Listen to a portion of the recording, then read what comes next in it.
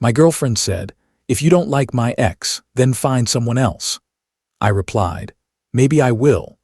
Then I packed my bags, cut contact, focused on my life, and I just watched as she walked into a restaurant holding her ex's hand and then froze when she saw who was sitting across from me. You are listening to AF Tales. This story is about one sentence. If you don't like me hanging out with my ex, then maybe you should find someone else. As you listen, think about the moment where you would have walked away. My name is Marcus. I am 31. I spent 2 years with someone who made me feel like I was crazy for having boundaries. Her name was Jessica, 29. For the first year, it was great. We met through work at an industry conference. Different companies, same field. She was confident, quick with comebacks, and had this energy that drew people in. I was hooked. We moved in together after 10 months. By a year and a half, we were talking about engagement. It felt like we were building something solid. Then her ex came back into the picture. His name was Tyler. They had dated for 4 years in their early 20s. He moved to Seattle for work and they broke up. According to Jessica, they had stayed friendly but did not talk much. That changed last February when he moved back to our city. Suddenly, his name was everywhere. Tyler sent me this funny meme. Tyler invited me to check out a new brewery. Tyler needs advice about his apartment search. At first, I tried to be relaxed. I am not usually jealous. I have exes I am on good terms with. I know people can stay friends. But the way she talked about him felt different. Her whole face lit up when his name popped up on her phone. Sometimes she compared things I did to things he used to do. This was the first red flag he tried to ignore. Many people do that when they are scared of being the jealous one. About 3 months ago, it all came to a head. Jessica told me she was meeting Tyler for lunch on a Saturday. I asked if I could come along, just to finally meet the guy who had become such a big part of her life. She looked at me like I had said something strange. "Why would you need to come? It is just lunch." "I just thought it might be nice to meet him. You talk about him a lot," I said. "Marcus, do not be weird about this. He is my friend. I am allowed to have friends." "I never said you were not," I replied. "I just think it is reasonable that I would want to meet someone you spend this much time with." She let out that sigh. The one that made me feel like a problem to be managed. If you do not trust me, just say it. It is not about trust. It is about boundaries. You are having lunch with your ex multiple times a week. You text him all the time. Last week you canceled our dinner because he needed help moving furniture. "He did not have anyone else to ask," she said. "He has other friends, Jessica, and I am supposed to be your priority sometimes." The talk spiraled fast. She said I was controlling. I pointed out I had never told her to stop seeing him. I only asked to be included, or at least have her admit that the situation was unusual. She said I was insecure. I said I was being reasonable. This is the kind of argument where words stop mattering and the real issue is respect. Or the lack of it. Finally, she stood up, grabbed her purse, and said the line that changed everything. "If you do not like me hanging out with my ex, then maybe you should find someone else." I looked at her for a long moment. Something inside me just clicked. I was tired. Tired of feeling like the bad guy for having feelings. Tired of being made to feel unreasonable for wanting to matter. "Maybe I will," I said quietly. She blinked. "What?" "You heard me. Maybe I will find someone else. Someone who does not make me feel crazy for wanting basic respect." "You are seriously doing this right now over lunch with a friend?" "No, I am doing this because you just told me to find someone else." "So I am taking your advice." I grabbed my keys and left. I stayed at my buddy Kevin's place that night. Sometimes the healthiest decision feels calm, not angry. That calm feeling can be a sign that you are finally done. When I came back the next day to pack some things, Jessica was crying. She apologized and said she did not mean it. She wanted to take it back, but I had already crossed that line in my head. I was done. I meant what I said. Over the next week, I moved out, found a temporary sublet, and started untangling our lives. She texted constantly for the first 2 weeks. She called my friends. She called my sister. She even called my mom. Everyone got the same story. She had made a mistake. She wanted to work on things. I was being stubborn. My mom, to her credit, told her that maybe I needed space and she should respect that. After about 3 weeks, the texts slowed down, then they stopped. I figured she had finally accepted that it was over. That is when the first update hit. About 2 weeks after Jessica stopped reaching out, I got a message from her best friend, Lauren. We had always gotten along. She had stayed quiet since the breakup, so hearing from her was a surprise. "Hey Marcus, I know it is not really my business, but I thought you should know Jessica has been seeing Tyler, like officially. It started maybe a week after you moved out." I stared at that message for a long time. 1 week. After 2 years together, she was with the man I was told was just a friend, the man I was supposed to trust without question. I texted back, "Thanks for telling me. I appreciate you looking out." Lauren replied, "I am really sorry. For what it is worth, I think she is making a massive mistake. You were good to her." I did not answer that. There was nothing to say. Here was the strange part. I was angry, yes. I felt vindicated that my instincts had been right, but I was not shattered. Somewhere in those last weeks of the relationship, I had already started grieving it. Her getting with Tyler only confirmed something I already knew. She had checked out long before I did, so I focused on myself. I threw myself into work, went to the gym, and reconnected with friends. Kevin convinced me to join his recreational basketball league. I was not trying to replace Jessica. I was trying to remember who I was before I spent so much energy managing someone else's emotions. This is one of the quiet benefits of walking away. You finally have space to see yourself again. Then I met Allison. She was Kevin's girlfriend's coworker. They had been trying to set us up for weeks. I finally agreed to a group dinner. No pressure, just meeting new people. Allison was 33 and worked in nonprofit development. She had a quiet confidence that was the opposite of Jessica's need to be the center of attention. We talked for 3 hours. She made me laugh. I made her laugh. It felt easy. We started seeing each other casually. Coffee dates. Walks in the park. A movie sometimes. Nothing heavy, but something real was growing. She knew about Jessica and Tyler. She knew I was coming out of something complicated. She did not push for labels or promises. She just showed up and enjoyed spending time with me. About 3 weeks into seeing Allison, I decided to take her to one of my favorite Italian restaurants downtown. It was a Friday night in early March, cold enough that everyone walked in wrapped in coats and scarves.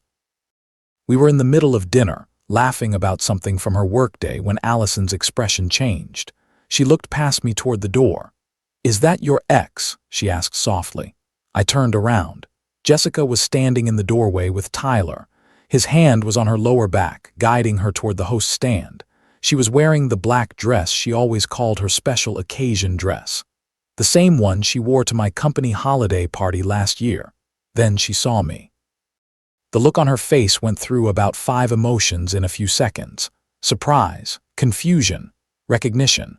Then something between anger and hurt. Tyler followed her gaze and saw me too. He looked uncomfortable right away. That told me she had talked about me more than he liked. I gave a small nod and turned back to Allison. "Yeah, that is her," I said.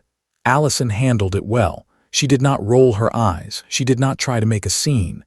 She just smiled a little and said, "She is pretty." "Bad taste in who to date after you, but pretty," I laughed. I could feel Jessica's eyes on me, but I kept my focus on my date. The host sat them 3 tables away. If I looked past Allison, they were right in my line of sight. About 10 minutes later, Jessica got up. I thought she was heading to the bathroom. Instead, she walked straight to our table. "Marcus, hi," she said. Her voice was tight, controlled. "Jessica, hey," I said calmly. "I did not know you would be here," she added. "It is a public restaurant. I come here sometimes," I answered. She glanced at Allison, then back at me. "Are you going to introduce me?" There was a challenge in her tone, like she wanted to catch me off guard or see if this would shake me. "Jessica, this is Allison. Allison, this is Jessica, my ex-girlfriend." Allison held out her hand. "Nice to meet you." Jessica shook it. Her smile did not reach her eyes. "You too." "I did not realize Marcus was seeing anyone," she said. "It has been a month," I said. "I am allowed to see people." Of course you are." She laughed a little, but it sounded forced. "I just thought I do not know what I thought." Tyler walked up behind her, looking like he wanted to disappear. "Jess, our table is ready," he said quietly. She ignored him and kept her eyes on me. "You look good, Marcus, happy," she said. "I am." "I hope you are too," I replied. "I am. Tyler and I are really good. It is easy, no drama, no fighting about stupid things." Allison cleared her throat softly. I realized Jessica was trying to rewrite the past to make it sound like I had been the problem all along. "That is good," I said. "I am glad you found what you were looking for, truly, but we are in the middle of dinner." Jessica's face flushed. "Right, of course, enjoy your meal." She went back to Tyler. I watched them have a tense, whispered conversation before they finally sat down. For the rest of our meal, Jessica picked at her food while Tyler tried to talk to her. Allison reached across the table and squeezed my hand. "You okay?" she asked. "Yeah," I said. "I really am." We finished dinner. I paid the bill. We walked out without looking back at their table. Allison's hand stayed in mine. Sometimes the real closure is not a speech. It is simply living your life in peace while the other person watches from a distance. That was about 6 weeks ago. Since then, a lot has happened. Lauren texted me about a week after that restaurant night. She said Jessica had a breakdown afterward. She accused Tyler of not defending her, of letting me embarrass her. They had a big fight in the parking lot. Lauren said Jessica had been calling her all the time, obsessing over the fact that I had moved on, that I looked happy, that Allison was pretty and confident. "She keeps saying she thought you would come back," Lauren wrote. "She thought you would realize you were being stubborn and apologize. She is losing it that you actually moved on." I did not respond with anything deep. I just said, "That is not my problem anymore." This is an important shift. When someone's crisis stops being your problem, you have finally left the relationship, not just the apartment. 2 weeks later, I got a long text from Jessica at 11 at night. It said that seeing me had made her realize she had made a mistake, that Tyler was nice but he was not me, that she had been scared of commitment and had self-sabotaged. She wanted to try again. I read it twice and then showed it to Allison. By then, things between us were getting serious enough that I wanted her to know what was happening. "What do you want to do?" Allison asked. "Nothing," I said. "I want to do nothing. Is that okay?" She smiled. "More than okay." I did not answer Jessica's text. 3 days later, she sent another one. "I see you read it. You cannot even give me the respect of a response." This time, I replied, "Jessica, I have nothing to say. You made your choice." "I made mine. I hope Tyler makes you happy. Please stop contacting me." She did not text again. Kevin told me last week that he ran into Tyler at a bar. They talked for a minute and Tyler mentioned that he and Jessica had broken up. Something about her still being hung up on her ex. I did not ask for more details. I did not need them. As for me and Allison, we are still together. It has been 3 months now and it feels different from anything I had with Jessica. There is no drama, no games, no wondering if I am enough. Allison treats me like a priority without me having to argue for it. She includes me in her life in a natural way. I do not feel crazy for having basic expectations. We are taking a trip to Portland next month. Her idea. She found a small bed and breakfast. She put together an itinerary of food spots and hiking trails. When she told me about it, she was excited to share it with me, not just excited about the trip itself. That is the difference. With Jessica, I always felt like I was fighting for space in her life. With Allison, I am already there. People keep asking me if I think Jessica really loved Tyler or if she was just trying to prove something. Honestly, I think she loved being desired by 2 people at once. She wanted me to fight for her while she kept him as backup. When I refused to play that game, it broke the story in her head. Allison knows about this story. She thinks it is healthy that I processed everything by writing it out. She also said, "I am glad she was dumb enough to lose you so I could find you. I am keeping her." Sometimes the happy ending is not revenge. It is a healthier relationship and a quieter mind. Now, here are a few lessons from this story. Lesson 1. If someone makes you feel crazy for having basic boundaries, that is a sign the relationship is not safe for you. Lesson 2. Being friends with an ex is not the problem by itself. The problem is secrecy, comparisons, and pushing your partner out of the picture. Lesson 3. When a partner tells you to find someone else, believe them. They are telling you how little they value your place in their life. Lesson 4. Real respect does not make you beg for priority. It shows up quietly in daily choices. Lesson 5. Moving on is not about finding a prettier or more successful person. It is about finding peace, honesty, and mutual care. What would you have done in Marcus's place when Jessica gave that ultimatum about her ex?